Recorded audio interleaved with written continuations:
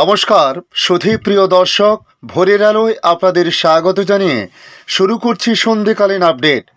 অক্ষরে অক্ষরে মিলল পূর্বাভাস, বাংলার দুয়ারে ফের হাজির হয়েছে ঠান্ডা।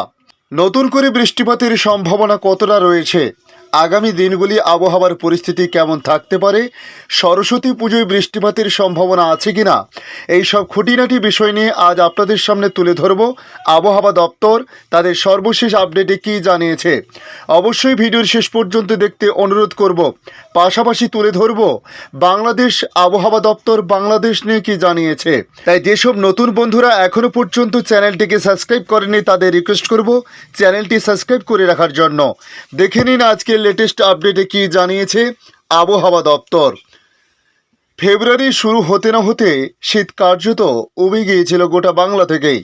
কলকাতা থেকে জেলা সর্বত্রই একই ছবি লক্ষ্য করা গিয়েছে গত কয়েকদিন। এমনকি উত্তরবঙ্গ থেকে পশ্চিমাঞ্চল, যেখানে জানুয়ারি মাসেও শীত কাঁপিয়ে দিয়েছে, সেখানেও গরম অনুভূত হয়েছে। তবে যেমনটাই পূর্বাভাস দিয়েছিল আবহাওয়া অফিস, ঠিক সেরকমই হলো। পশ্চিমী ঝঞ্ঝা সরতে আবার ফিরে এলো শীত। ফের জোরদার উত্তরে পশ্চিমী বাতাস, একদিনে 3 ডিগ্রির বেশি পারদ পতন কলকাতায়। তবে এই আবহাওয়া খুব বেশি দিন স্থায়ী হবে না বলেও জানিয়েছে আলিপুর আবহাওয়া দপ্তর। প্রসঙ্গত ফেব্রুয়ারি শুরু হতে না হতে শীত কার্যত উবে গিয়েছিল গোটা বাংলা থেকেই। কলকাতা থেকে জেলা সর্বত্রই একই ছবি, এমনকি উত্তরবঙ্গ থেকে পশ্চিমাঞ্চল পর্যন্ত। তবে পারাপতন দেখা যাবে জেলায় জেলায়। সরস্বতী পুজো বরাবরই ঠান্ডার আমেজ দেখেছে বঙ্গবাসী। আপাতত আগামী শনিবার অর্থাৎ 10 ফেব্রুয়ারির মধ্যে রাজ্যে আরও কিছুটা তাপমাত্রা কমতে পারে। রবিবার পর্যন্ত কিছুটা ফিরছে শীতের আমেজ। আলিপুর আবহাওয়া দপ্তরের অধিকর্তা গণেশ কুমার দাস জানান, এই মুহূর্তে পশ্চিমবঙ্গের পরিমণ্ডলে উত্তর পশ্চিম বায়ু আসছে, ফলে তাপমাত্রা কিছুটা কমবে। আজ এবং আগামীকাল সর্বোচ্চ তাপমাত্রা 2 ডিগ্রি সেলসিয়াস কমে যেতে পারে, আর রাতের তাপমাত্রা সর্বনিম্ন 4 ডিগ্রির মতো কমে যাওয়ার সম্ভাবনা আছে বলে জানানো হয়েছে।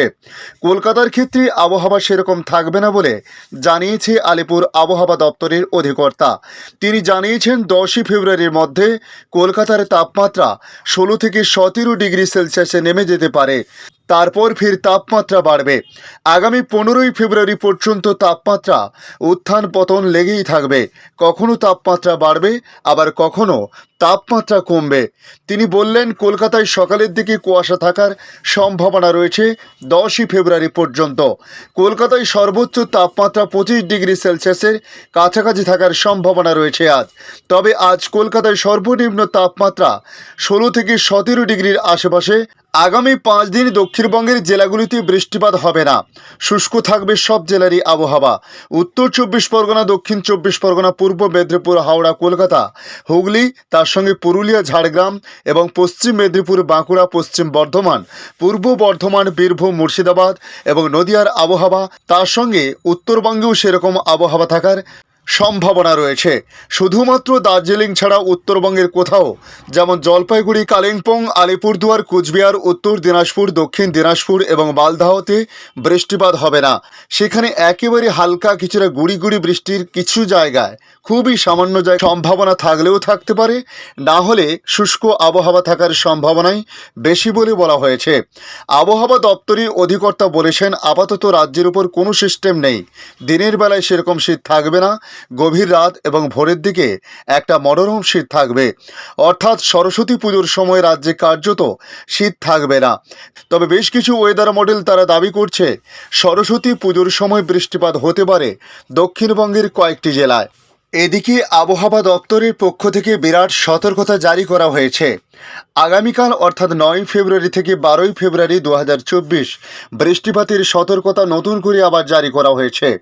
বিশেষত উত্তর ও মধ্য ভারতের বিস্তীর্ণ এলাকায় বৃষ্টিপাত হতে চলেছে বলে সতর্কতা জারি করেছে আবহাওয়া দপ্তর।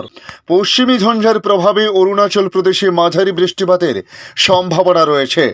আজ অর্থাৎ 8 ফেব্রুয়ারি হিমালয়ের পার্বত্য এলাকা, যা উত্তরবঙ্গ সংলগ্ন সিকিমে, আসাম, মেঘালয়, নাগাল্যান্ড, মিজোরাম, মণিপুর, ত্রিপুরায় হালকা বৃষ্টিপাতের সম্ভাবনা রয়েছে।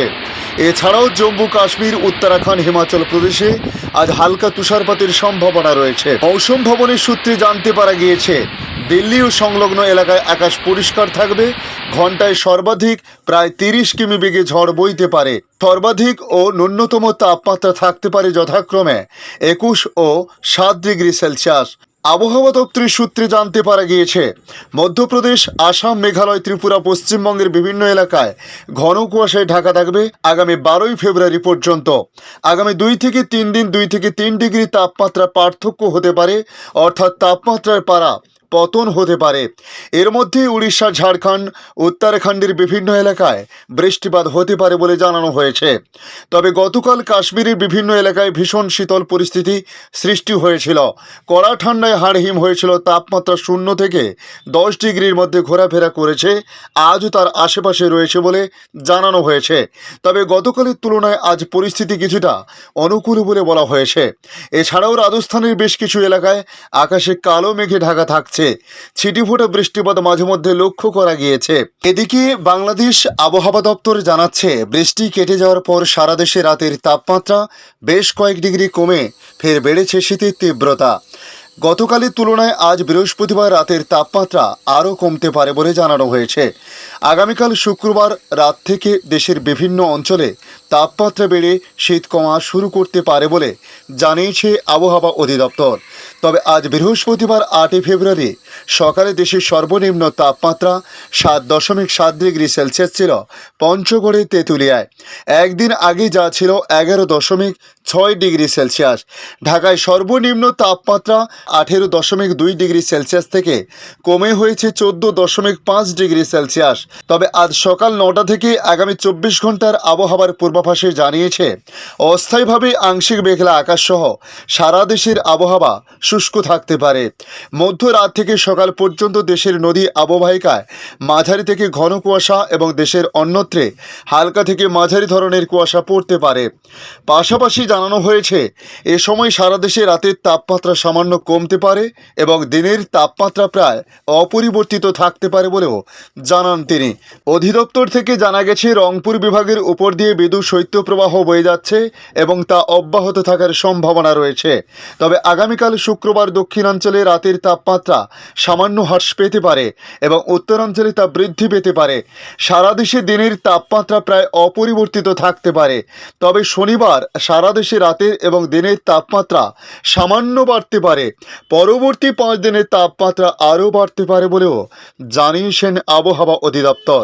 ধন্যবাদ সম্পূর্ণ ভিডিওটি দেখার জন্য। ভালো লাগলে লাইক, শেয়ার, কমেন্ট করবেন। কমেন্টে অবশ্যই জানাবেন আপনার এলাকার নাম। বর্তমান সেখানকার আবহাওয়ার পরিস্থিতি কী রয়েছে তা জানাতে ভুলবেন না। পাশাপাশি নতুন বন্ধুদের কাছে রিকোয়েস্ট করব, চ্যানেলটি সাবস্ক্রাইব করে রাখুন, তাহলে পরবর্তী আপডেটগুলি অতি সহজে আপনাদের কাছে পৌঁছে যাবে। ভালো থাকুন, সুস্থ থাকুন। ধন্যবাদ।